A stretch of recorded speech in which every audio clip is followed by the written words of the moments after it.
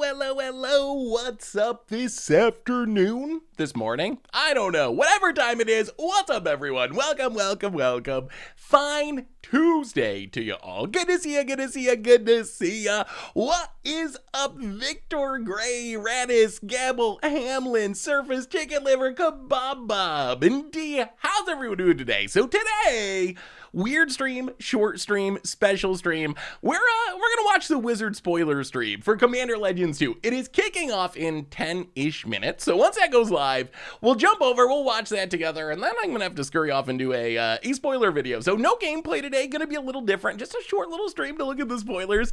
So what do y'all think? The big question, we got 2 early spoilers. I mean, we have all the leaks people have been talking about, but the big one is, what do you think a background is? That is the question. Hey, welcome, Avis. Good to have you. Welcome to the magic world. Oh, wait, actually, no. Oh my God. Oh my God. You know what I just did, chat? I pulled up the wizard stream. I pulled up the wizard stream to get ready, which is counting down, and I just shouted out everyone in the wizard stream instead of all you. I was reading all these names, like, well, how do we have all these new people? These names are not familiar. Where did all these people come from? And I was looking at the wrong chat. What's up, Asmodian? Lucid, welcome everyone.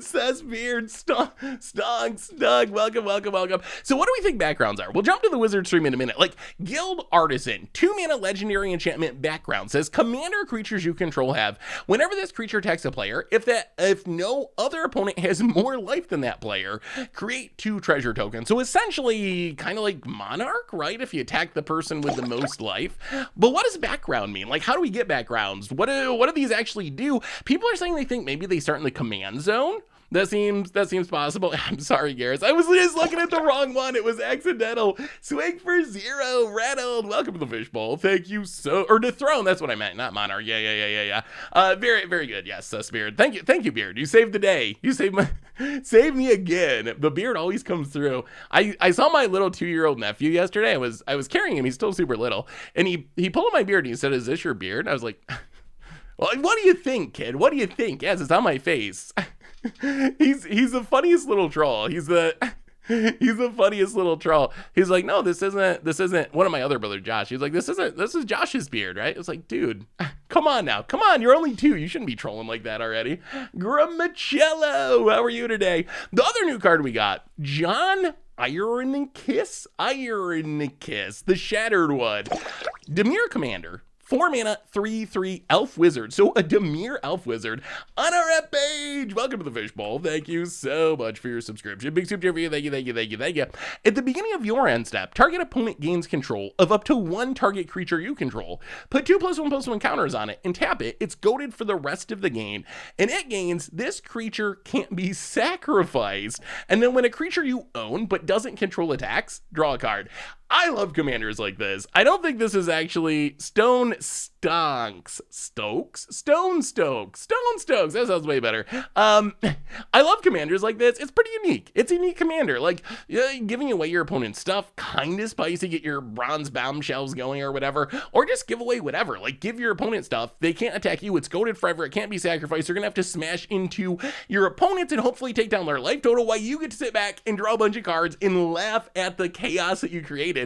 So I actually think John Ironkiss is actually a pretty sweet card. I like that one. He's a big bad guy from Baldur's Gate 2, was an exiled elf looking to gain immortality. Ooh, see, I don't know the flavor of any of this stuff. I've never, despite Tanos' best efforts, I've still never played Baldur's Gate, so I don't know any of the flavor aspects. Oh no, I have way too many windows open. Hang on. Oh, chat, you're gonna be proud of me. Look at this.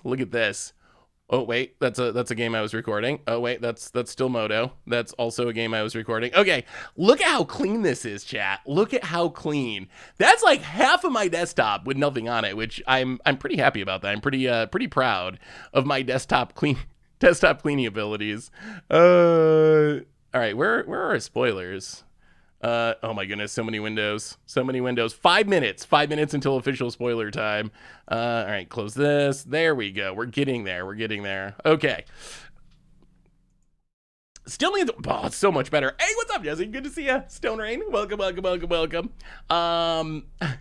So I don't know. What's your hype level for this product? Also, another question: have we already moved past Streets of New Capenna? Is that just old news now? Do we just not care anymore? Like, are we on to the next big thing? Like, have you? Okay, here's a question. I assume if you're watching the stream, you probably play a little bit of Commander at least, because this is Commander previews. Cards aren't legal in Standard, aren't legal in Modern, whatever.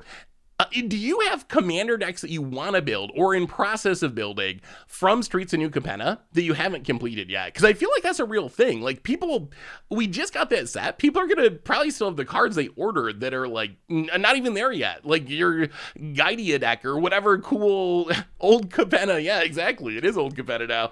But I wonder if people still have decks. Yeah, and Hilo, like you showed me that deck list, I think, during spoiler season, Doug. And it's still not completed yet because it's only been a couple of weeks. So I wonder if some of the Streets of New Capenna stuff is just going to get overshadowed because we have the new stuff that comes out and kind of like takes its place. So it'd be interesting to keep track of. New Capenna was surprisingly contentious. I saw a lot of people that weren't really hyped for it. On the other end, some people really liked it as well. Unlike Kamigawa I think was universally beloved. I saw essentially no one that didn't love Kamigawa. Streets of New Capenna, a little more hit or miss, I think. Still were you Neo? Yeah, I mean, there's still commanders I want to play from Neo that I haven't gotten to yet because they just move on to the next thing and move on to the next thing. I feel like Commander Legends should have just been reprints. I feel like we could use a master set that's commander focused. Although honestly, I expect that Double Masters this summer is probably gonna have a lot of commander cards. That's my expectation. Also, we got 3 minutes. Question for you, chat. My next commander deck I need to play on commander class is Ginny Fae. Ginny Fae Jetmir Saga, one of the other new ones. The one that makes cats or dogs when you make a token.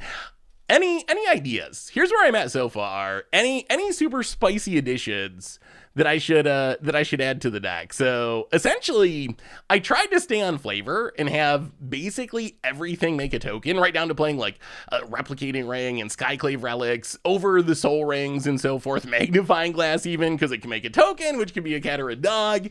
It does have Smothering Tithe, because it makes tokens. It does have Dockside, because it makes tokens. But I feel like I can justify those in this deck, because you want to make a bunch of tokens and make cats or dogs. So I don't know. A Bootlegger Stash is in there. I got the Bootlegger Stash. I'm excited to try that one out. Arachnogenesis, I found that one actually. I'm really hyped because I never play Arachnogenesis, but this deck seems perfect for it. Yeah, Second Harvest is in there. All the token doublers are actually in there. I'm excited for Hazan Tamar. Hazan Tamar actually seems perfect for Ginny Fae because it actually is really powerful. Landfall, when it comes into play, it makes a token for each land you control, which is a lot of lands. The problem is when it dies, all the Sand Warriors die. But if you got Ginny Fae, you can turn them into cats or dogs. So then they're going to stick around even when Hazan Tamar goes away. Unfortunately, in paper, this is like ungodly expensive, although on Moto, it's actually super cheap. Scoos were my hat in the deck, but then I took it out because I actually feel like it's a little bit boring now. I feel like it's so good. Hornet Nest I was on the fence about. I wonder if I should add Hornet's Nest. It is a really neat card. When it's dealt damage, you make that many 1/1 insects. My concern with cards like Hornet Nest is I feel like Ginny Fae wants to be aggressive. So I didn't want to play too many cards that only made tokens when my opponent does something or during our opponent's turn. I want to have a lot of cards that made tokens during our turn, ideally, so that we can make the hasty tokens and attack or whatever. Ooh, Renancary. Yeah, Renancary might be worth adding. It does work with the cat and dog plan. It is pretty flavorful, and it does make tokens. Ooh, Felidary Treat. Yeah, Felidary Treat, actually, that seems really good. That makes tokens, it makes cat tokens, and it can pump the tokens. Yeah, I'm gonna have to find room for that. That's going somewhere. I'm gonna put it in the sideboard for now, but I will add that one. I got Decree of Justice. I don't have Kajoran Outpost. Although maybe I should. Oh, I got Cure Keep. Cure Keep is... I think I got Cure Keep. Do I not have Cure Keep? Yeah, it's in there. It's in there. Cure Keep is so perfect for this deck. So good. Hero Bladehold could be sweet. Although it makes the tokens after it attacks. Yeah, the stream's almost here. 28 seconds. It is almost time, chat. It is almost time. Oh, all right. Let's see if we got volume. Not yet. We'll have to do a volume check when we get going. All right, spoiler time. I didn't want to do infinite combos either. I felt like it would be a little boring to do infinite combos. Ren and Siri, I think I should add. Let me add that to the sideboard. Ren and Stimpy. Oh no. Oh no, stream starting. Gonna be too late. Hello and welcome to a very special edition of Weekly MTG. It is the debut how's the volume? For how's the Commander volume Legends level? Battle for Baldur's Gate. I have two fantastic guests with me today. Well, I should add Animal Sanctuary from the Magic side, and we have a special guest. Okay. Brandy Camel. Hey, Brandy. From the D&D team. Corey, why don't you tell the folks at home a little bit about what you do on Magic? Hello, I'm Corey Bowen, as previously introduced. So I'm a game designer in Magic the Gathering. I help make Magic cards. I mostly work with Commander sets, and I've made a lot of Commander pre-constructed decks you've seen in the past couple of years. For Commander Legends Battle for Baldur's Gate, I was the lead set designer for this set. So this was my first big draft set lead, and it was a huge project for me. So I'm very excited for everyone to see it. Yeah, we're excited to talk about it. All right, you can get down. Brandy, you're our D&D expert, but what do you do on a daily basis? Absolutely. So right, I'm there's our bear for the stream. I'm community lead for Dungeons and Dragons. So I do So you think we're gonna get Dockside? We really need Dockside. Well, we probably need Dockside banned, but secondarily, if they're not gonna ban it, I feel like it really needs to be reprinted. He is 121 pounds as of last week. Yeah, he is massive. excited what I do. But what you're here for today is... Ooh, Assemble the Legion. Assemble Legion's a good one. I might add that one too. Oliver, welcome to the Fishbowl. First time sub. Thank you for your subscription. Big super for you. Let's start with the name of the set, because it's Battle for Baldur's Gate, but that's not a place that Magic fans are going to necessarily be familiar with. So, Brandy, tell us, what is Baldur's Gate? So Baldur's Gate is one of the larger metropolitan cities in what is called... So Baldur's Gate's like a D&D thing, right? What's the best reprint we could get that would be on flavor? Yeah, Dockside. I still would like to see Dockside banned, but... Baldur's Gate from the series of videos games that came out in the 90s. There's Baldur's Gate 1, Baldur's Gate 2. We have Baldur's Gate 3 coming on the horizon. Okay, question. Is Baldur's Gate worth playing? Because I know there's actually... Tawnos actually has been trying to get me to play through Baldur's Gate with him, and I just haven't had the time to do it. How is the actual game Baldur's Gate? Oh, we got to get a Mana Crypt. That's got to be somewhere. That's up to almost $200 again. Oh, just leave the stream up? Okay. Drafting Commander, which is really cool. That'll work. But it's set in Baldur's Gate. How does the set try to capture the feel of what Brandy was just talking about? Corey Bowden is my coworker's brother. This idea of a Commander Legends, Commander Draft format actually plays really into some of these themes Brandy was touching upon. You know, is Baldur's Gate a very political atmosphere? Is Baldur's Gate like a actually you're playing D&D, or is it just a like what is actual game like? Is it a shooter? Betray each other. You know, there's an undercity to explore. Yeah, we need a lot of Modern Horizon stuff reprinted too. You know, Stratosphere and Adventure is around this kind of political intrigue. And so with Commander, it's a multiplayer game. And turn-based, okay. With other players, and there's a lot of times during your draft or during your game where you're trying to make deals with people or make alliances. Show us the previews. Or, you know, betray other people, much like an average Baldur's Gate citizen. And in that sense, those two marry very well together in the multiplayer format. Blake's looking much happier today. Do you remember the economy stream and just how miserable he looks? Blake's he's not looking too miserable today. All right. Well, let's talk about some of the mechanics that you use to paint this set. So we've got a couple new ones. The first one is called Background. So let's, you're going to see background on some legends and some enchantments. So let's take a look at our first preview card, Volo Iterant Scholar. So we met Volo last. Volo Iterant Scholar, 3 mana, 2/3, human wizard. When it enters the battlefield, create its journal, legendary colors, artifact, creature token with hexproof. When you cast a creature spell, note one of its creature types. It has them noted on this artifact. Oh my god.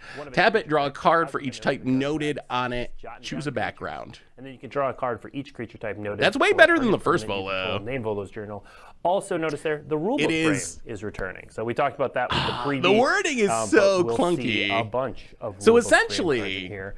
But the thing we want to focus on right now is that so essentially, line of text at the bottom every that different says, creature type you cast, you get a counter. And so let's take a look at 2 backgrounds, and then we'll have Corey tell us what all of this means. All right.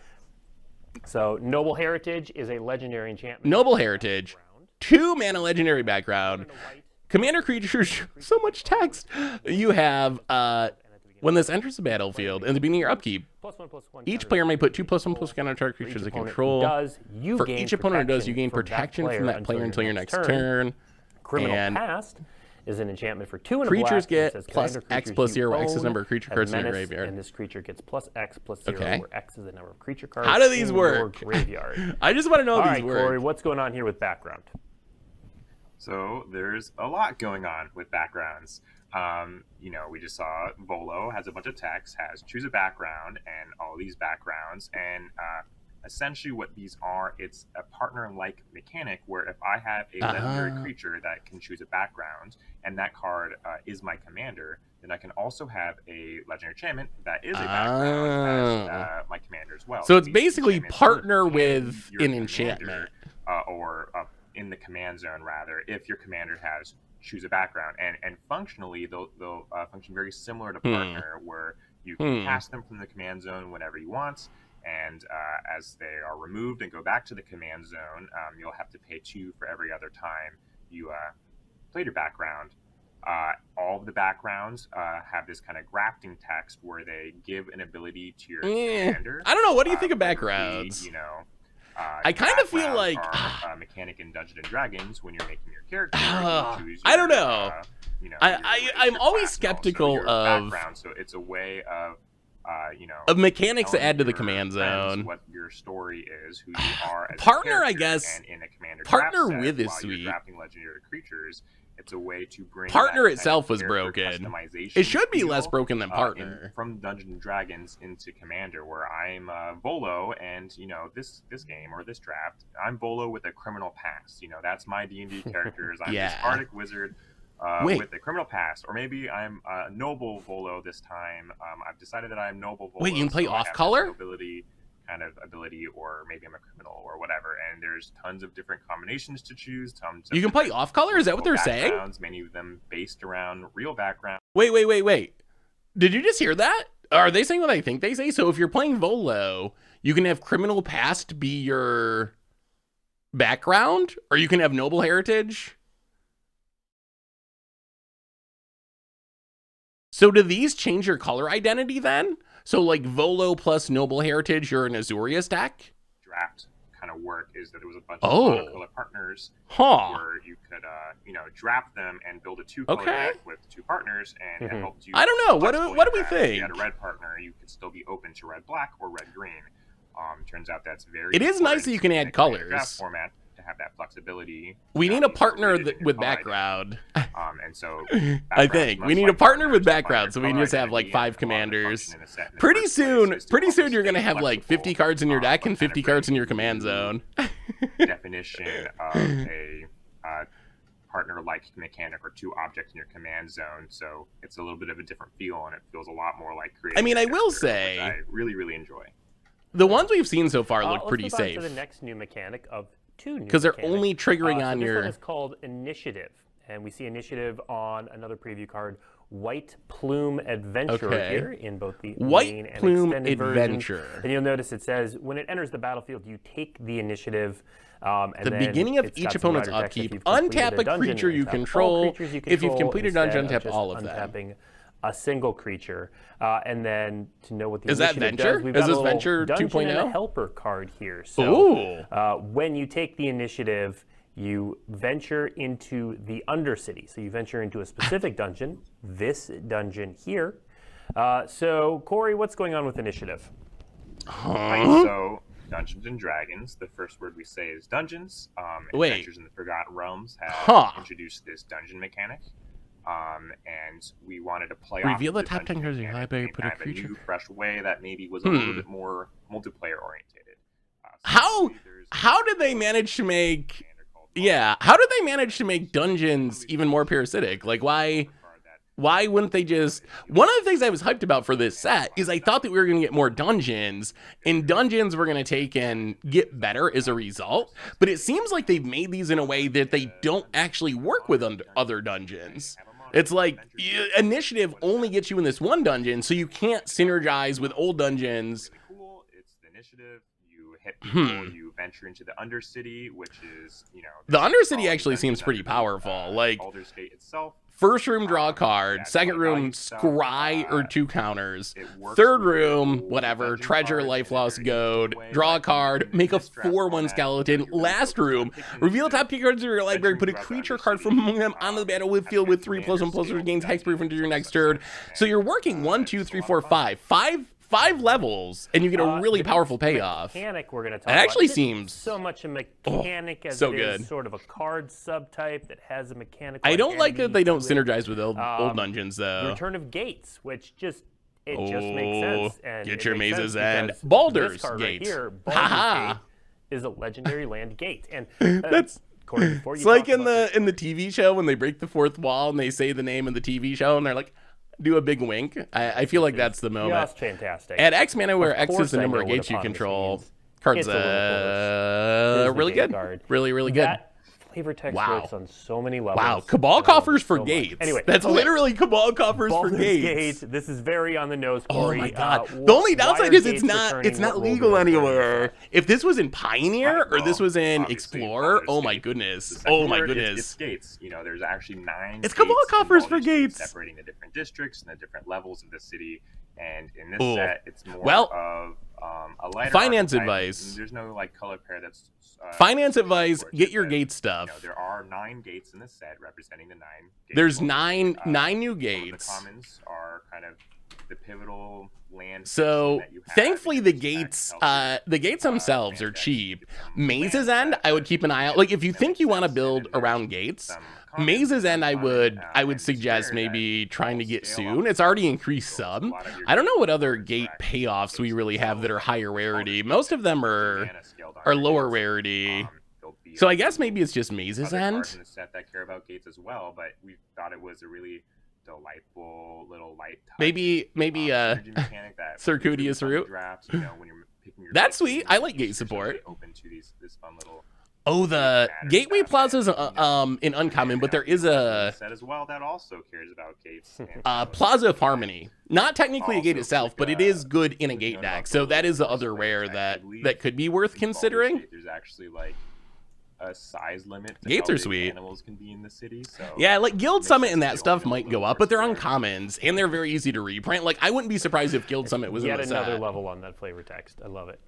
All right.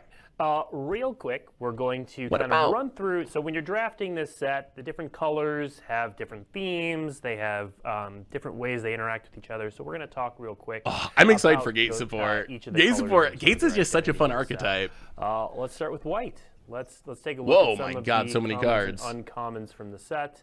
Okay. Corey, what is white trying to do in this set? So what do we got here? Is this all limited stuff? Costs 1 less to cast for each opponent you're attacking. Exile target creature. So we can get down to 2 mana if you have 3 creatures attacking. Oh, all right. ETB, draw a card. We've got a bunch of those recently. Ellen Haysbury's Busybody. 4 mana, 2/4. Background. So pseudo partner. Tap it. Look at the top X cards of your library. X the number of tokens you created this turn. Put one of those in your hand, and the rest. That's actually a pretty sweet. That's a pretty sweet commander. Lulu Loyal Hollyfan. Lulu Loyal Hollyfan. Elephant Angel. 4 mana, 3/2 flag the beginning of your end step.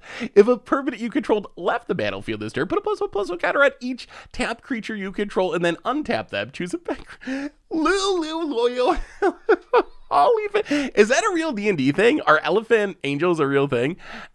Ebadul Adrian Gorian. These names. Enters the battlefield. Okay, on to blue. We'll get back to that one. We'll get back to so many cards. Adventures are back. Elephant Angels are a real thing. Lulu's real. I might have to build a Lulu deck now. Create a token that's a copy of target creature you control, except it has flying and isn't legendary if it's legendary. That's sweet. Pay 8, draw 2 cards. a little bit of, not shown here, but there's some dragon. When equipped creature deals combat damage to a player, scry 1 then draw a card. Didn't can be focused on, hey, didn't they just print a worse version of that? And also play large flying creatures that have. Didn't I feel like we just got an equipment that was at rare that was. Definitely see where that's. Oh, maybe it's yeah.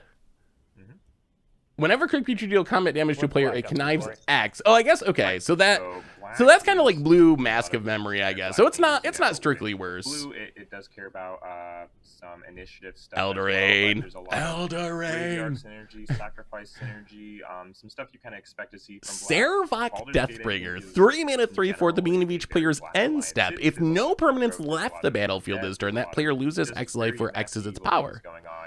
That's kind of cool. That's something we haven't really cared about before. And red? Yeah, so a lot Aphrodisiac, welcome to the Fishbowl. Thank you so much for your subscription. Big super cheer for you. Oh, it's not legendary. Oh, I thought we got another legendary Phoenix. Yeah, I mean, activate. So you return to the battlefield for 3 mana, tapped and attacking. Only if you declared. Only during the declare attack step, and only if you're attacking 2 or more opponents. All right, and then another adventure. I mean, adventures can use more. Hey, what's up, Winzo? How are you? Adventures can use more support, I think, in Commander. I've never really seen many adventures. Ooh. Until end of turn, target token you control becomes a green bear creature token with base power and toughness of 4/4. Okay. I mean, none of this stuff looks super push. Beginning around step, if a creature card... I mean, these are all the draft commons and uncommons, so that's probably why it doesn't look super push. But at the beginning of your end step, if a creature is put into your graveyard from anywhere, create 2 tapped 2 1/1 squirrel. So it's weird. You have to have your commander on the battlefield for those to work, right? The gold cards playing in this set. Right. So many cards. This set is, whenever you attack, spells you cast from exile this turn cast X less to cast, where X is the number of players being attacked. Exile the top X cards in your library until end of your turn when you cast those spells. Ooh. Wait, so that attacks, you attack 3 people, you exile 3, get a 3 mana discount on them, and get to play them this turn? That actually seems... That's pretty good Boros card advantage, honestly. When it enters the battlefield, gain 2 and scry 2. When you cast your second spell each turn, exile up to 1 target creature you control and return to the battlefield. Alright. Little blink. A fairer blink style commander, maybe. Resilda Rael Kingpin. When it enters the battlefield, take the initiative, so venture into that one specific dungeon. When you attack, target attacking creature gains death touch until end of turn if you completed a dungeon. The creature also gets +3/+0 to first strike and menace. Meh. I mean, I guess if you're trying to do the dungeon thing, it's fine. It's your 4th or 5th or nth draft. Yeah, so the backgrounds must be how they're fixing partner to have flexible 2 draft combinations. Yeah, it seems like that's the idea, to make pseudo partner. I think I like it for limited. I think it's going to be really sweet for limited. And then I guess we'll see. I guess it's fine for full commander. Wayfarer Bobble's a good reprint, right? Some artifacts. That's a card that I'm always surprised that it costs a little bit. But yeah, you'll see some of the artifacts that are in Wayfarer's Bobble. I want to move on to my favorite part of all we're talking about today is you meet a legend. This set is absolutely packed with legendary characters. It's only like $2, I guess. That's not bad, though. We're going to show a card. It's going to be a legendary character. Okay. Randy, what do we got? Tell us who that legendary character is. Give us their backstory a little bit. And then Corey's going to tell us how that character was translated to the card you're going to see in front of us. And we're going to start with a card that so many people asked for after Adventures in the Forgotten Realms that I've lost track, as Elminster, a Planeswalker who can be your commander. Brandy, who is Elminster, and why were people asking for him? Okay, this is the card. This is the card that when they printed Adventures in the Forgotten Realms, everyone freaked out about. Everyone freaked out. Everyone was like, why isn't this here? That's one of the most important characters. So what do we get? 5 mana Planeswalker can be your commander. When you scry, the next instant or sorcery spell you cast this turn costs X less, where X is the number of cards you looked at where scrying. So Serum Vision, 2 mana discount. So scry turns into a ramp essentially for spells. +2, draw a card and scry 2, which then will also ramp you. -3, exile the top card of your library, create a number of 1/1 blue fairy dragon creature tokens. Ooh, equal to its mana value. Oh, That actually seems decent. That actually seems decent. Card draw, ramp, huge protection. Like that -3 actually is going to keep this alive. One of the problems with Planeswalkers in Commander is you got 3 opponents that can attack them. That makes it very, very difficult to keep them on the battlefield. But you know what can actually get around this? That's going to be making a ton of 1/1s that can chump block to keep your Elminster on the battlefield if you want to. So I think this is a Planeswalker that's actually kind of designed. Split cards, yes, split cards are great because you count the combined mana value. Keep that in mind. I think someone mentioned commit to memory. They changed the rules not that long ago, a few years ago. So commit to memory, even though you can cast it for 4 mana and 6 mana, its mana value is 10. So if you have this on the top of your deck, you're going to be able to flip into it and make 10 1/1 flyers, which is kind of absurd. Also, very good with scroll racks, Sensei's Divining Tops, any way to control the top of your library, some of the Eureka tricks. If you can get something huge on the top of your library, this is going to make you a ton of tokens, and then it ramps you, and then it draws you your cards. That's a sweet Planeswalker. I like it. That's actually a pretty solid, and it's an Azorius Planeswalker that I feel like doesn't have to be control. Like, you can build a control deck with it, but it doesn't have to be a control deck. Ooh. It's got that legendary. All right, what do we got here? Miracle Lord of Bones. 7 mana, 7/5 legendary creature. God. As long as your life total is less than or equal to half your starting life total, it's indestructible. Whenever another non-token creature you control dies, you can exile it. If you do, create a token that's a copy of that card, except it's an enchantment. Oh. And loses all other cards. Oh my god, that's so cool. Oh, that is such a cool card. That's such a cool card. So it's like a Luminous Broodmoth, essentially. So it's huge, it's expensive. It's like a Luminous Broodmoth, but rather than coming back as creatures, your creatures come back as an enchantment. So you can turn all of your creatures into enchantments as this dies. You wrath the board. Oh, that's so spicy. And then it's so hard to actually deal with enchantments because they're not creatures, so they're not going to die to most of the creature removal. That is one of the coolest legends they print. I'm going to build a deck around that. I don't even know. What's the best synergy card? What do you put in this deck? Stuff to turn enchantments into creatures? Enchantment matters stuff? I guess you're also triggering enchantresses. Like, any constellation stuff, enchantments entering the battlefield, your creatures die, they come back as enchantments. Ooh, Nyx. Oh my god. Can you imagine Nyx Bloom as an enchantment that can't get killed? Oh, I'm going to build a deck around this. This card's so cool. Enchantment. How do you beat an enchantment Scoot Swarm? Oh, that's going to make more enchantment Scoot Swarms. Populate. Oh, doubling season synergies. Anointed Processions. Because you get to keep all the abilities of the creature. Next up, let's meet Levon. Oh, here. All right. Levon. Oh, this is an uncommon. Levon. 3 mana, 1/3 Dragon Shaman. Whenever you cast a non-creature spell, target creature gets +X/+0 until the turn where X is that spell's mana value. Choose a background. Well, this is a very... oh, Shrines. Shrines is fun. You can turn your creature shrines into real shrines. Doomwake seems perfect for the deck. Opalescence should work to turn them back into creatures. I bet it breaks Moto or Arena, but this is a fine little aggro commander. If you want to play, like, is it Spellslinger or something? The pseudo prowess trigger is pretty scary. Seems like it works well with stuff that gets a cost reduction, because remember, it triggers based on mana value. So if you dig through time for 2 mana, you're still gonna get what, 8 +8/+0. Same with Treasure Cruise, anything like that. Any cost reduction effects, gonna be really good with it. But I mean, I don't know, not my style. I'm not much of a Spellslinger aggro style commander player. I mean, it's just an uncommon though. I mean, and remember, this has background, so you can be any 2-color combination, presumably. We haven't seen multicolor backgrounds, but you should be able to be Izzet or whatever, Boros. Our next card is also one of those made-up characters. Ooh. Lezan Dragon's Legacy. 5 mana, 4/2 Dragon Shaman, legendary creature. Whenever you cast an adventure spell or a dragon spell, it deals damage equal to that spell's mana value to any target that isn't a commander. Huh? Why exclude commanders? That's so weird. I mean, okay, so is it adventures, eh?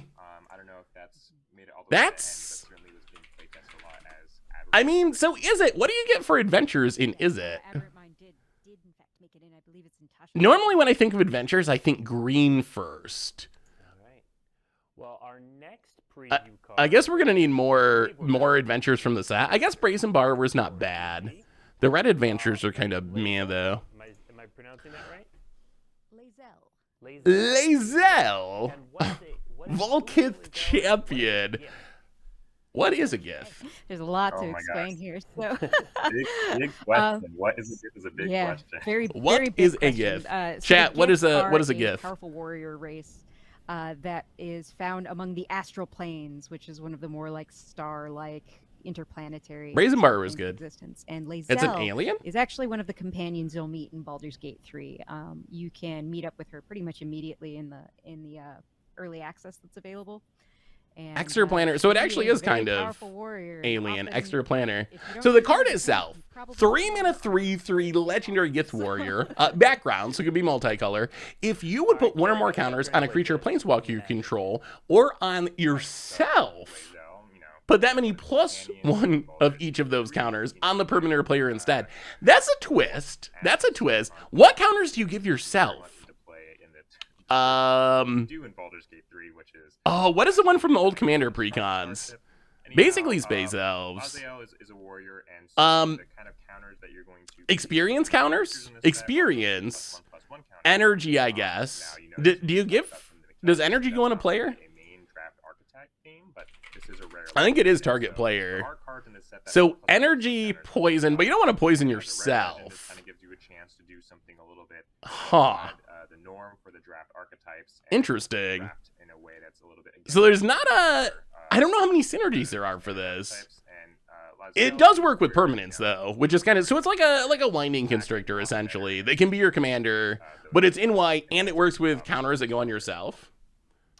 All right, next up we have a very Interesting card called the Faceless One. Faceless One. Background on this Legendary enchantment creature background. If Faceless One is your commander, choose a color before the game begins. Faceless One is a chosen color. Choose a background. And in that particular adventure, it's not really a spoiler at this point because it happens. That has epic art for a random uncommon. Your first session Wait, will probably start if with it's your commander, choose a color before the game and it becomes that color. Choose a background. You can have a background. Huh. Faceless One's one of the backgrounds that you can. So it's basically Prismatic Piper of this set, just for like limited purposes. Is there any reason to play this outside of limited? Reason to want to disguise yourself or take on the persona of somebody else when you I mean, I guess it is kind of funny. It's kind of funny in Commander because Commander is so big on like rule zero and talking stuff through. This is the way you can hide what colors you're playing technically, but that doesn't really work in Commander because that's not what Commander is about, trying to like get people like that and have them not know what's in your deck or whatever. So it's a little bit funny outside of limited, because that would be the main thing I could think of is like, oh, your opponent's not going to know your colors, so maybe they're not prepared for what you're doing until the game starts. But just one partner or no partners, and I needed a commander for my draft deck, I would have that. Well, in this set, yeah, trying to choose a background. So it's basically literally prismatic. It can also be a background. So this turns your background commanders into literal partners, like having another creature. Backup commander that I could use. Legendary enchantment creature background is quite a line of text. Quite a line of text. Is both of those halves in one card? If I don't have, I did not draft a legendary creature or a background. So basically, this is just a fixed limited. This is my commander. This sure. Is the representation of an Faceless One. Why does that name sound familiar? It's the representation. Is that not a Magic card already? Works as a creature and I don't know why Faceless One. That sounds like a thing. Faceless Haven. All right, maybe it's not.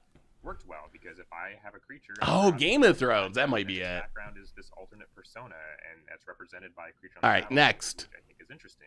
Show us a good card. Enough limited talk. So while they're talking about this limited stuff, are y'all actually going to draft this set? Did you draft the first Commander Legends, or is this mostly just? Oh, Endless One. That might be it.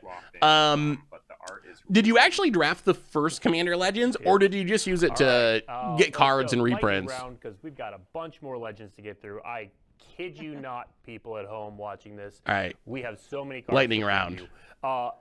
Brandy, who is Baba Lysaga? Baba Lysaga, 3-mana 3/3 human warlock. Sack it. Tap it, sacrifice up to 3 permanents. If there were 3 or more card types among the sacrifice permanents, each opponent loses 3 life, you gain 3 life, and you draw 3 cards. Kind of horror-inspired adventure path. I mean, that's kind of cool. So it's going to encourage you to play artifacts, enchantments. Remember those cards from Kamigawa that cared about...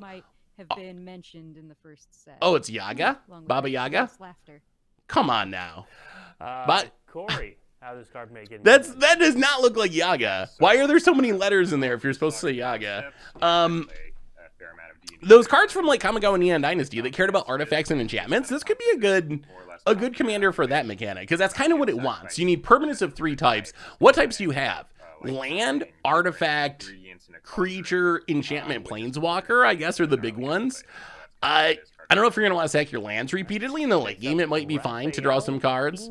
So I think you're going to want, like, artifact, enchantments, creatures. Ooh. Raphael is another Raphael! 5-mana 4/4 legendary devil nova flying. Other demons, devils, imps, and tieflings you control get +1/+1 and get lifelink. At the beginning of your end step, if a creature card was put into your graveyard from anywhere, make a 1/1 devil token with, when it dies, deal 1 damage to something.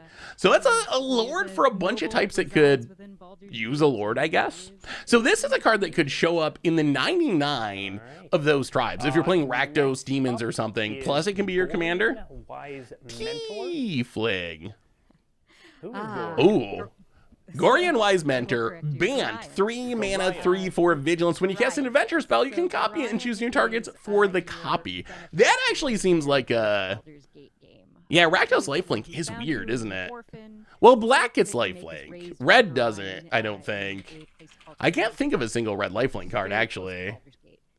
Are there Rakdos? Let's see. Is this the first Rakdos lifelink card? Orion was a sort of a powerful sage. It can't be. It can't be. Is it really? Did they just throw the color pie out the window? Rakdos lifelink. And sadly passes away, saving. Oh, wow. Maybe this is. Oh, and so Corey, how does that translate into adventures? Yeah. Oh wait. Okay, there's one. Rakdos Ragmutt. Lifelink hazed, and I guess kind of hungry for more. Okay, so almost the first. This is actually like a... This is a Lucky Clover on a stick that is also... You can't play Lucky Clover with it. I mean, if you want to play Adventures, that seems like a very strong commander. Like, we've seen Lucky Clover and what it does. It goes off. And having access to that for 1 more mana on a relatively good body in your command zone, that is... It's essentially exactly what you want to play in adventure deck. Like, straight up exactly what you want. Mezzy, True Sword Paladin. All right, here's some Naya action. 4-mana Naya, Halfling Knight. It's a 3/4. When an enchanted creature attacks one of your opponents, it gets +2/+0, gains trample on end of turn. Notice it does not say you control, so your opponent's enchanted creatures will trigger it. Whenever an aura you control is put in your graveyard from the battlefield, exile it until your next turn you may cast that card. Ooh, it turns everything into a rancor almost, essentially. They make pretty good paladins. That's kind of fun. That's fun. You could play this putting, like, boggles, putting auras on your own creatures, and then if your creature dies, you can get them back and cast them. Or you can play this with the, put it on your opponent's stuff. We just got some commanders that care about putting auras on your opponent's stuff, so this could also fit in those decks. So, Mazzy, definitely a sweet card. That's a unique commander. Those are the commanders I like. Just like, oh, when you cast an adventure, copy it. Whatever, like, sure, that's fine. We've seen that before, but that's fine. But stuff like Mazzy, that's what I want to see out of Commander Legends. These new, yeah, I think Kithkins are done. Too much D&D and Magic these days. Next up is Gale. Magic-wise, it should be a Kithkin. Ooh, all right. Gale, 3 mana, 1/3. Whenever you cast an instant or sorcery spell from your hand, you may cast up to one target card of the other type from your graveyard. The wording on these cards: if a spell cast from your graveyard this way would be put into, if a spell cast from your graveyard this way would be put into your graveyard, exile it instead. Oh, will happen if he doesn't. That wording. That wording makes my brain hurt. Like, it's a... Right, Corey. What they're trying to do with it makes a lot of sense. If you cast an instant, you can also cast a sorcery from your graveyard, and then it gets exiled when it resolves, or vice versa. But the way it's written is just, wow, kind of mind-blowing. Does this work with adventures? Yes. If you're casting the spell half from your hand, it should. So you cast the spell half of Lovestruck Beast from your hand, it would trigger this and let you cast a sorcery, or an instant rather, from your graveyard, because it would be a sorcery or vice versa. So yeah, that should work. Starion the Decadent. Who is this? Ooh, Starion the Decadent. Starion the Decadent. So he is another companion for Baldur's 6 Gate 3. mana vampire elf rogue. Death touch lifelink. At the beginning of your end step, choose one. Target opponent loses life equal to the amount of life they lost. Target opponent loses life equal to the amount of life they lost this turn, or you gain life equal to the amount of life you gain this turn. Oh, that's a combo piece, right? That seems like an easy combo piece. He's an awesome rogue in the party. I know he's very popular. Look for cards that say half life total. Super powerful to have. What do we got here? What do we got? You kick a Scourge of the Skyclave. If it was kicked, each player loses half their life rounded up. Maybe you cast a Heartless Hitasagu, activate Heartless Hitasagu. That would get it done. Maybe a Revival Revenge. Target opponent loses half of their life rounded up. If you have anything that takes away half of your opponent's life, then this triggers on your end step, gets rid of the other half. So it seems pretty easy to combo with. I think that's how people will play this. Plus you can play vampires, I guess, or whatever. It's in the right colors to be Orzhov black vampires. I guess Hidasugu's in the wrong color if you're playing this as your commander. Invoker Adept. These names: Dynahair, Jeskai, 4 mana, 4/4 haste. You may activate abilities of other creatures you control as though those creatures had haste. Tap it when you next activate an ability this turn by spending 4 or more mana to activate it. Copy that ability. You may choose new targets for the copy. Represented here. Okay. I can't even think of a single ability that costs 4 more to activate. I'm sure there's some good ones. Gonna have to do a little bit of research on this one. Yeah. Here is being able to activate your stuff with haste is nice. The wording is the wording on a lot of these cards is, you know what they're trying to do, but the way they're written, I guess, to make them work under the rules, makes them come across a little clunky sometimes. Old cycle of cards called Invokers. Well, it only works with halos, right? Or not halos. It only works with creatures, right? Oh, I guess it doesn't. Oh, the first ability only applies to creatures, but the second one actually is any ability you activate that costs 4 more. Okay, so it does work with the Halo Fountain finish, which is actually kind of hilarious. In this set as well, as you may have seen a few of them earlier when we were looking at some of those monocolored cards. There were some cards revealed that read 8 do a thing. Oh yeah, like the Invokers. So in limited, that's probably good. That we're going to meet final-ish. Last legend is another god. Ball, the Lord of Murder. The Lord of Murder. So I cool card name. Bale, the Lord of Murder. 5 mana, 4/4. As long as your life total is less than half your starting life total, is indestructible. When another non-token creature you control dies, put a +1/+1 counter on target creature and goad it. Aw. Different universes collide. That's not as exciting as the Abzan one. Definitely recognize the iconography of Bale. Definitely not as exciting. Hey, what's up, Halfling? How are you? Literally the logo, that skull with the blood. I don't know. This card doesn't really excite me. What am I missing about Ball? Because this seems like a pretty non-token creature you control dies. Put a counter on target creature and goad it. Maybe combo potential. So like Yagmoth style Undying combos. You sacrifice your whatever murderous red cap, it comes back into play, you put the counter on it, sacrifice it again. So I guess that's what you do, just infinite Undying combos. or persist combos rather. Character in Baldur's Gate 1 is actually one of them. So that's probably the direction to head with it. Otherwise, outside of comboing, Right, I guess Corey, it's that's a fine. lot. It's just a How little does it value translate these card. cards? Right. Bale. which Ooh, is another Blitz. name I Blitz is definitely that's kind of cool. Right. Works with Blitz, Undying style effects. Huge antagonist. Opens up the possibility of bringing a deck called Balls to the Walls. Bale is behind. Jun Walls. Balls to the Wall. Here, as Brandy referenced, there's a That's we cracked it. We figured it out. Infinite squirrels. How do you go infinite with squirrels? Oh, with Chatterfang? Bale's whole plan is that Yeah, it they makes all sense. fight each other and kill each other, and then they will. Okay, I mean it's fine. The Abzan one was just so cool. Though this one reads a little normal compared to like when your creature is an eye, put him back into play as enchantments. Like I still think that's the Abzan God is still I think my favorite card we've seen so far. He also has this. Just such a cool card. We saw on Merkle as well as kind of a 3/1 for. A Tarmogoyf blows for the 59th month. Is this the year the Bills win it all? We've only seen a couple backgrounds. Hopefully, they got a shot. This is their best shot, I think. We'll see. Hey, 6 month 3 sub AC Yarchin. Welcome to the Fishbowl. Thank you for your subscription. Big super cheer. Thank you. Ooh, a new background raised by giants. 6 mana. Commander creatures you control have base power and toughness of 10/10 on our giants. In addition to other types, all right. So they might be giants indeed. And then I mean that's actually kind of scary. Cultist of the Absolute. Commander creatures you own get +3/+3, have flying death touch, ward pay 3 life, in the beginning of your upkeep, sack a creature. Oh. So, wow.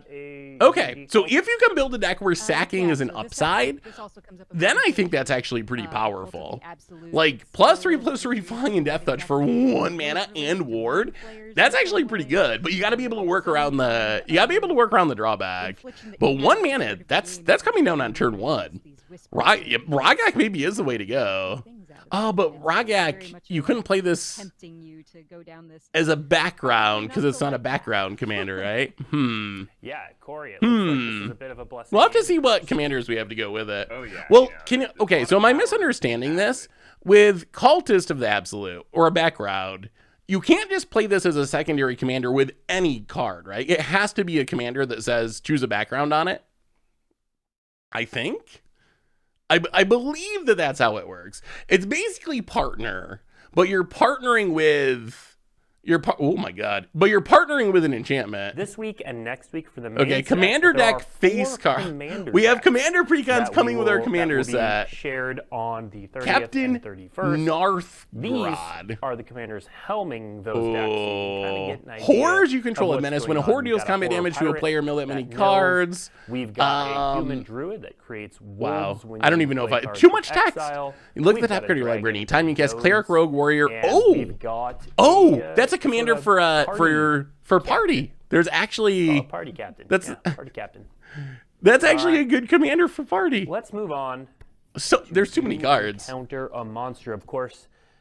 This is a Dungeons and Dragons. How do we have to be monsters? I can't even read the cards in time before they go to the next slide. A monster in and of itself. Go dragon. Definitely evoke wolf. One. You elf look thing. upon the Tarrasque. So we've met the Tarrasque before. You look up on the Tarrasque. But Brandy, can you give us 5 mana instant. Prevent all combat damage will be dealt to you and creatures you control this turn, or target creature you control gets +5/+5. Gain the destruction one to turn all creatures. Oh, that's that's draft Jeff. I don't think anyone's gonna play that. Defeated the Tarrasque.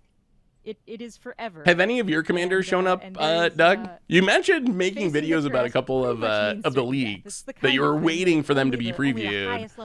Have any of them shown up yet? Taking upon the party commander is pretty sweet. Yeah, being 3 colors, being Esper would have been better, I think. If it had that like weird hybrid mana cost that we saw in Streets of New Capenna, something like that, it doesn't put the Tarrasque under your control. That would be ideal. It summons the Tarrasque. One of the weird things about this set is how they do have to balance it for limited.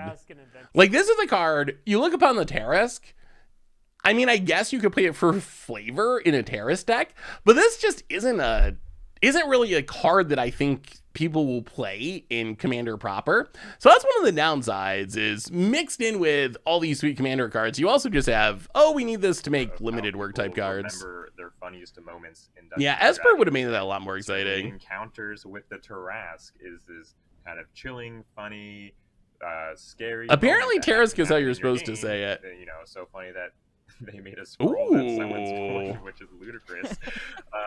So we thought it was a hilarious kind of shared experience. Fur Craig Cunning Instigator. To make a card like this, and that's the one that I didn't even get to read yet, I think, because it went by so fast. Kind of what we call it looks sweet though. Card that's written like a DM is telling you what to do or what is going on. We wanted to make a few more of these. We really enjoyed. Still don't know about the flavor words. So they still mostly confuse me. Bring that level Terrence, yeah.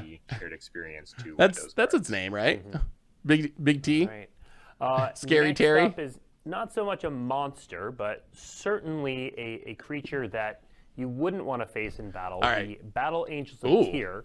The borderless art there is some of my favorite art from the set. Battle Angels of Tyr. 4-mana 4/4. Flying Myriad. When it deals combat damage to a player, draw a card. If that player had more cards in hand than each other player, then you create a treasure token. If that player controls more lands than each other player, then you gain 3 life if that player had more life than each other player. Wait. Isn't this good? Myriad is you get a copy for each opponent, right? So you attack. You're going to get a copy for each opponent, and that would guarantee that you get one of these triggers each time. So basically, this attacks, and you should hopefully get to draw a card, make a treasure, and gain 3 life. Incredibly powerful. That's really good, right? Isn't that card pretty good? I mean, good for angels at least. Good for knights. So tell us there's about not enough card. room. So Myriad, hang on, we'll look it up. You'll notice, I think this is the first time Myriad, for people that haven't played with it, is a triggered ability. As starting Commander 2015, you get token copies. Whenever a creature with Myriad attacks, its controller may create token copies of that creature for each other opponent, and then the tokens go away at the end of combat. So essentially, you attack with this. In a 4-player game, you'll get a copy for each other opponent, and you can attack in a way that's pretty powerful. Attack with the real copy at an opponent that doesn't have a blocker. And then the token copies, even if they get blocked, whatever, they're going to go away. And then if you hit everyone, you're going to get a lot of value out of it. Well, also, Ishin attack triggers. Oh no, it's steel combat. That doesn't actually work. Although Myriad. Myriad's an attack trigger. Does Ishin work with Myriad? It should, shouldn't it? The script a little bit. So maybe it would be good. This set, with Ishin. Focusing heavily on D&D characters. Yeah, if you put some equipment on it. There are some reprints in this set. So all right, reprints. A little bit. And we've got Bramble Sovereign, which is an excellent multiplayer card, and also that gorgeous. I love Bramble Sovereign. So, Corey, this is a reprint. I love Bramble Sovereign, but I don't think it's worth anything unless it's increased recently. So Bramble Sovereign. Oh my God! Okay, just kidding. Apparently it's $20, and it did get bought out at one point. Which was a right. giant set. Okay, well that's solid. $20 reprint. It's a Panharmonicon. It's essentially like a Panharmonicon. Other players because you would want to help your teammates into headed Yeah, giants. Ishin does kind of seem good there. All right, so it's not Dockside, it's not Mana Crypt, but solid reprint. And it's a really cool card. It's just like, Bramble Sovereign. I gotta play Bramble Sovereign more. I always forget to play this card. Outside of my Panharmonicon decks, I played in Panharmonicon decks, but it's just a sweet card. Yeah, I like the art with the bird. It's a good looking parrot there. Your opponent's battles in the favor that you choose. All right, Brandy. So this originated in Magic, but if this came to D&D, what would it look like? Oh well. So how much does the D&D flavor of this matter to y'all? Is being D&D flavor an upside that makes you like the set more? A downside that makes you like the set less? Or does it literally not matter and you just think of it as a Magic set? I think I'm probably in the middle where it's kind of, I don't know. To me, it's just a Magic set because I don't know enough about Baldur's Gate or D&D. Ownership of a place where if you as an adventurer are kind For Indina, welcome to the Fishbowl. Thank you so much for your subscription. Big soup for you. Thank you. Well, it seems like either a positive or no, or you just don't care. So I guess that's good. We've talked about adventure. We showed that seems like a win. In the commons that we were looking at earlier. I mean, in D&D and Magic flavor go together. Ooh. Illithid Harvester. 4 mana 4/4. When it enters the battlefield, turn any number of target tap non-token creatures face down. Oh! It's like Ixalan or Ixalan. Tap X creatures. They don't untap during their controller's next untap step. It's basically a new Ixalan, right? When it enters a battlefield, turn any number of target tapped non-token creatures face down into 2/2 horror creatures. Procreate by infecting others. That's a pretty sweet adventure card. So you can tap them down, they don't untap. Next turn, it comes off adventure. I mean, that's pretty decent blue removal, right? So that's most likely what this one's up to. Tadpoles? Plant tadpoles. The name of that card is Plant Tadpoles. And then it turns. All right, Corey, tell us how that turned into this card. And then it turns into Illithid Harvester. Okay. You're gonna tap down a bunch of your opponent's Playable? creatures, and this will go Like, how good is this in Commander? So next turn, Is it gonna show up in most of your blue decks? Actually, I don't know. and you can turn any number It's of interesting. creatures It's interesting. horrors. Illithid put their young inside other living beings. Oh, that's what planting tadpole. That's kind of A gross. bunch of creatures and then turn them into life I gotcha. Okay, that makes it much more disgusting. Maybe I'm glad I don't know D&D flavor. All right, so we've encountered some monsters. We need a little break. Let's look at Jaheira's Respite.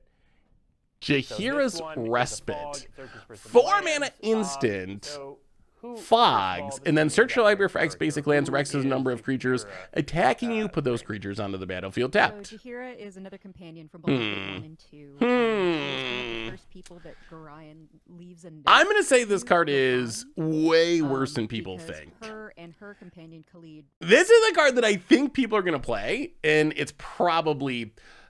I mean, obviously it's Commander. Play whatever you want. Play what you love. Do it. But ramp for 5. It reminds me of like Harvest Season. If you remember Harvest Season, that cares about how many tap creatures you have in ramps, like, just don't think of it as one of your ramp spells. If you take your rampant growth out of the deck and replace it with this, you're probably going to end up pretty disappointed. On the other hand, if you just want to play this for fun and get some extra lands out of it in Fog, then I think it's probably pretty good. The other pinch I run into with cards like this is I don't play enough basics. That's a problem. That's the other problem for me. By the time you get to this, if you're playing a deck and you only got 5 basics or something, there's a good chance it's already going to be out. You're going to be out of action. You're not going to have enough lands to tutor up. So that's kind of the other problem I run into with these late game land tutors. I do like Fogs, though. I think Fogs are underrated. And of course, it's Dungeons & Dragons. You're going to find some right. later. So we're going to look at some Show of us the trinkets and Dockside. not so trinkety sort of artifacts we have coming Are up we in going to this get set, more Boken as well treasure stuff? As, a land. We're Every gonna pair set. these next to. We snuck the land in there because it makes sense. Trust me. But let's look at the first treasure we encountered. Arcane Signet. Arcane Signet. And Arcane of course, Signet. This is a commander I gotta classic, give. Corey. I gotta give Wizards credit. Arcane Signet is a card I wish they didn't print because I feel like it feels so forced to me. It feels like they designed it specifically to show up in every single Commander deck, which I just don't like cards like that. For some reason, it rubs me wrong. On the other hand, I do appreciate if they are going to print a card like this that goes into every single deck, that Wizards reprints it constantly. Because if they just threw this in one set, it would be, I don't even know, a $50 card or something ridiculous. So I do appreciate if they are going to, I wish they wouldn't make the auto includes, but if they do make auto includes, they kind of are doing it right with Arcane Signet in the sense that they reprint it multiple times a year. What, an Arcane Signet might do. It's Soul Ring 2.0, except Soul Ring came naturally 30 years ago. They didn't design, like if they printed Soul Ring today and it didn't exist, I would probably feel the same way. Same with Command Tower, same exact analysis. Although, I will say, for some reason, Command Tower doesn't bother me as much, and the reason is, lands are expensive. Lands are the biggest cost to building good commander decks, and Arcane Signet's unnecessary. You can play a Diamond, you can play a existing Signet. There's enough mana rocks that it's not like any deck needs to have Arcane Signet. On the other end, Command Tower, budget players, they do need a 5-color land that actually is going to power up their stuff. So I kind of give Command Tower a pass, even though it's another 4 staple, just because it really is a big deal for people trying to build on a budget. Gate 1 that is exactly as that flavor text describes. I mean, it's very good. Treasure, I don't know about this new land. What or this new art? Really this very. And what is this even? It's very dark. It's totally I guess that's a tower, but I can't even really make sense yeah, of. I've died in that tower a great many times. Of what's going on in that art. I feel like that describes every no, your background does not have to be. That's actually one of the upsides of backgrounds. Is kind of like partner. If you have a blue commander and then your background is another color, you're actually going to be, let's say you have a blue commander and a green background, you'll be a Simic deck, so it actually changes the color identity just like a partner would. All right, diamonds. How did diamonds end up in the set? Yeah, I've always been a fan of these mana. Did we have diamonds in the last Commander Legends? Staple to the draft format of Commander Legends 1.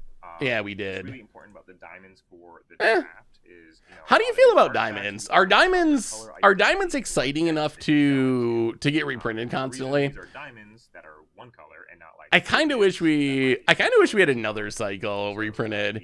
Even the talisman, like the talisman cycle from Modern Horizons. I guess we kind of got pseudo reprints in Modern Horizons too. Maybe the Signet cycle, those have been reprinted a lot. But I feel like diamonds are like, I guess they need them to be monocolored, so maybe they're just the best monocolor option. Are some diamonds expensive? Really? What ones are expensive?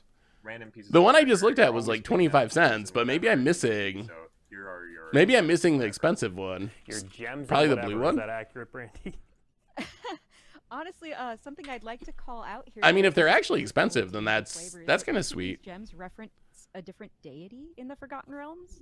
So I don't know. They seem. I mean, I guess some of the printings, like 7th edition foil, is expensive, but okay. I mean, whatever. They feel limited. What do you mean by background? So backgrounds are a new card type. So like all of these. See if we can find one here. That it kind of have look at all these previews. Okay, so like Guild Artisan is a background. A background is an enchantment primarily that gives an ability to commanders you control. Like Guild Artisan, 2 mana legendary background enchantment.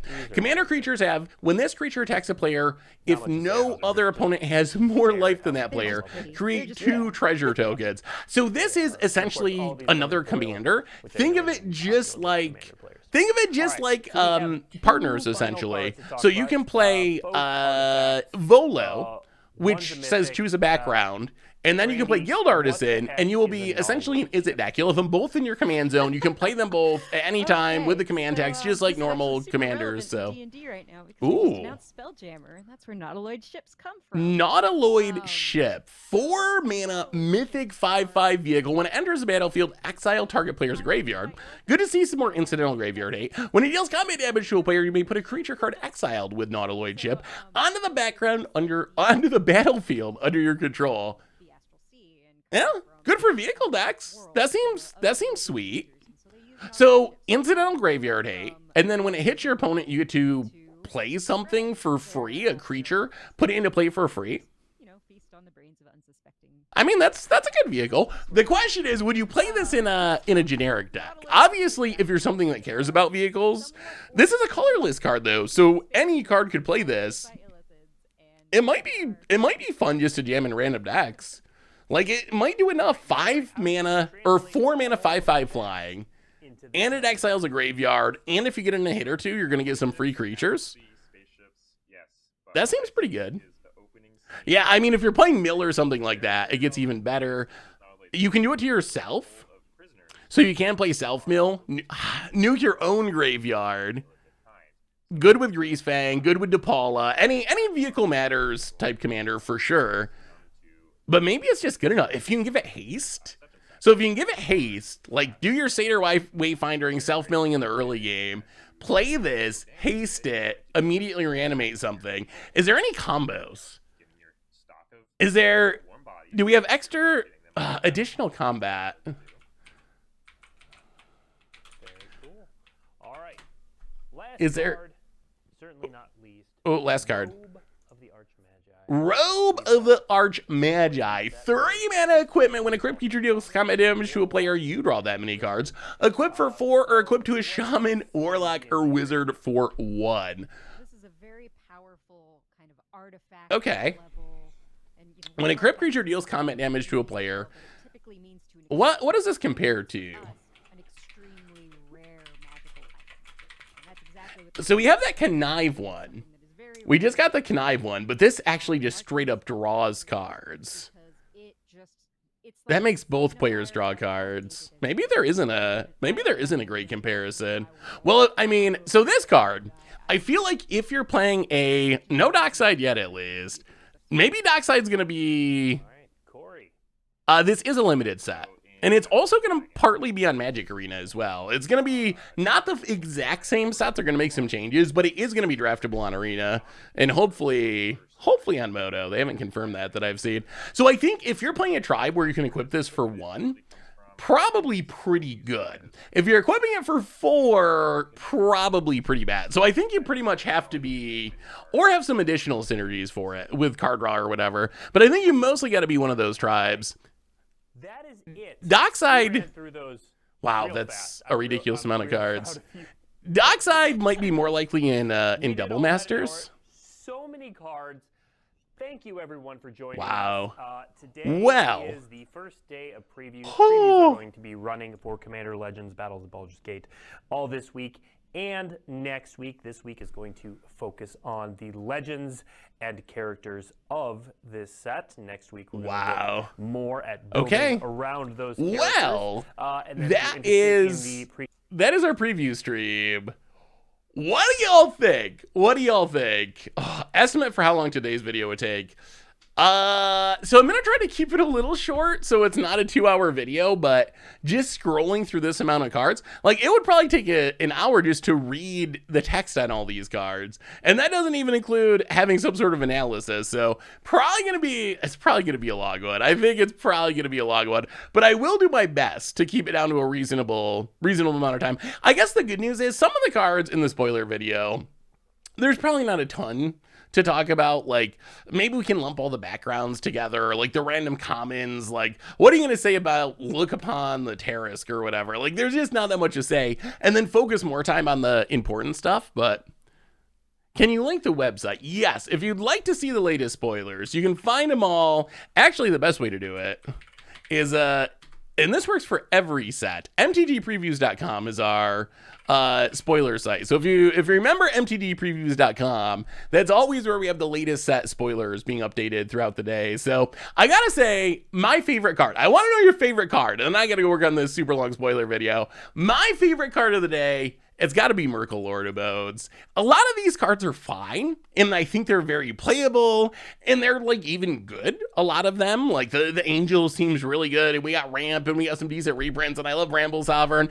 And a lot of the other commanders, it's like, oh, that's a cool adventure commander, or oh, that's a cool venture into a dungeon commander. The one that stands out to me, though, by far, is definitely Merkle, Lord of Odes. That is the coolest card that we've seen so far. 7 mana, 7/5, indestructible if your life total is half your starting life total or less. When a non-token creature you control dies, you can exile it. If you do, create a token that's a copy of it, except it's an enchantment and loses all of its other card types.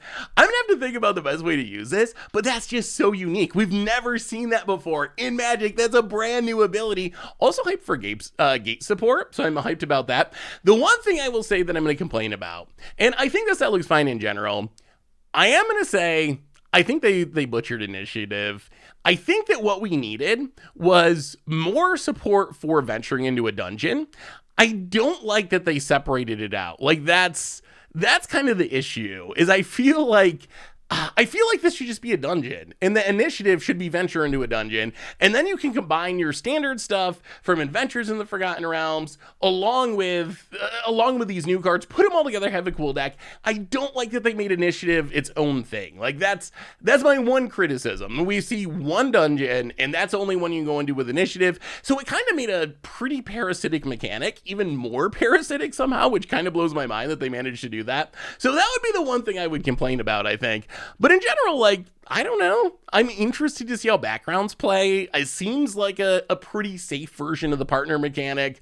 There's some interesting new cards, interesting new creature types. So initiative works with old dungeons. I don't think it does. I'm pretty sure. I'm pretty sure that we actually watched the stream. Didn't they? Correct me if I'm wrong, chat. But didn't they specifically say that initiative only takes you into the Undercity? That you can't take and use initiative to go into any of the old dungeons? I'm pretty sure, yeah, initiative specifically sends you into Undercity. So when you play White Plume Adventurer, you can't go into one of the dungeons from Adventures in the Forgotten Realms. It only takes you into Undercity. I guess you can just jam them all together and do like some initiative stuff and do some other stuff, but only takes, but if you're in an old dungeon, initiative will advance it. Okay. So if you're already in an old dungeon because of another card, when you initiative, you're gonna be able to advance rather than, because I guess you can't have two dungeons going at once. So you can't enter this dungeon unless you venture into Undercity. So venture, okay, so I think I got this. Basically, you can't venture into Undercity with Adventures in the Forgotten Realms cards. But once you're in Undercity, if you venture into a dungeon, it'll progress you through the Undercity. You can't get into the AFR dungeons with initiative, but once you're into an AFR dungeon, initiative will advance you through the rooms. So, okay, so it's basically just what you're going into. Once you're in a dungeon, it's going to progress with either of those. But as far as which dungeon you start off with, you have to use the right ones. Okay. That still seems a little unnecessarily confusing when you could just have it be another dungeon. But I don't know. I guess there's flavor for initiative or whatever. But, all right, chat. Favorite card of the day, and then I'm gonna go and I'm doing this super long spoiler video that'll be up on the YouTube. Give me what are you hyped for? What are you hyped for? What are you looking forward to? Volo looks like better Volo. I'm excited for Volo too. Volo's a really cool card. Cares about the menagerie of creatures still. Draws a bunch of cards. Is a background card. The Gate Cabal Coffers. Oh, I'm hyped for that. I love Gates. I always have fun playing Gates. This might actually make them good in Commander. Having a Cabal Coffers is a huge deal. So definitely excited about that as well. The Angel's probably one of the most powerful cards from the set, honestly. White card draw, life gain, makes a bunch of copies. Really, this is a Myriad card that's really competitively costed. Like 4 mana 4/4 flying, fine. That's already fine. And then you're getting multiple copies of it for free just for attacking. The Abzan God, that's my favorite too. That's just the most unique one. Baba Lasagna. Baba Lasagna is kind of cool. I kind of like that. Elminster, I mean, we're missing this. We were missing this from the last one. This was a card everyone wanted to see, and I think this is a Planeswalker that can be your commander that's actually designed enough for a commander that'll probably actually be good in that role. So, New Gate, does this make Maze's End better? So the only problem is, and it's going to be important to remember this throughout spoiler season, this set is not legal in Standard, Modern, Pioneer. It's legal Legacy, Vintage, and then in Commander. So yes, the New Gates would massively power up Maze's End, but it's only going to really work in Commander because it's not going to be legal in like Modern. So we can't just throw it in our Pioneer Gate stack or our Modern Gate stack. But if you're playing Gates in Commander, this card's absurd. This is going to be the best Gate outside of Maze's End, and maybe the best overall. It does make Maze's End way better, because now you play a deck that has like 20 Gates. They said there's this one in 9 other Gates. There's going to be a total, I believe, of 10 Gates in the set. So now we're going to have, 21 Gates altogether, which is going to make it a lot easier to just incidentally have the Gates. We might have to try Legacy Gates, although Legacy has Wasteland, which makes it really tough to win with that, but... All right, everyone, I got to go start working on the spoiler video. We have a infinite number of cards to talk about today. I'll do my best to not make it super long. So reminders. If you need any of these cards, Historic Gates, yeah. Historic Gates would work, for sure. That's probably the best place to try it. We'll see what cards make it. Hopefully that one makes it on Arena. We know the set's kind of coming to Arena, but it's Remix and there's Alchemy stuff. If you need any of these cards, you can pre-order from our awesome sponsor, Card Kingdom, over at cardkingdom.com. And as you're waiting for the spoiler videos, there's tons of stuff on YouTube. If you missed, we dealt the most damage ever in Standard yesterday. That's on the YouTube. The replay YouTube, you check out yesterday's stream. Anyway, everyone, thanks for hanging out, watching some spoiler action. I'm going to go make this video, so enjoy the new cards. Enjoy your afternoon. Next stream, fingers crossed everything goes well, Thursday, 5 p.m. Eastern time. So until then, everyone, I love y'all. Have a good one, and I will talk to you soon.